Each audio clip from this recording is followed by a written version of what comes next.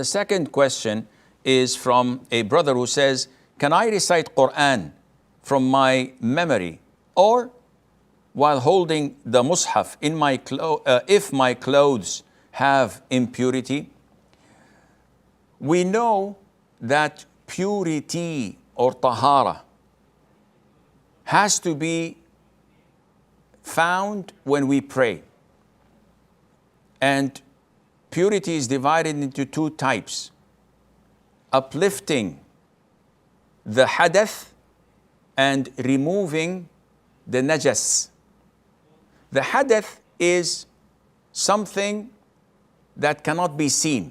It can be a major ritual impurity or a minor ritual impurity. This is removed by ghusl in the case of major, or by performing wudu in the case of minor ritual impurity. The second part is removing the najas, the physical impurity that we all can see. And this has to be purified from our bodies, number two, our clothes, number three, the places we're praying on in order for our prayers to be valid. This is regarding prayer.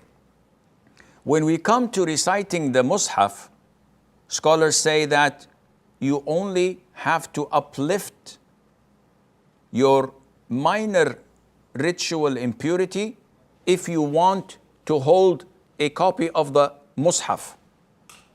But if you're reciting it from memory, or you're reciting it from a PDA or an electronic device, then wudu is not needed or required.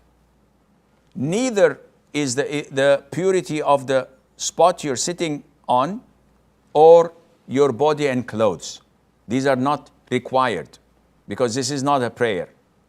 That does not mean that you should take matters lightly and say it's no problem. It is no problem, but isn't it better and a higher level when you purify your body and clothes whenever you want to recite the Quran? The answer is definitely yes.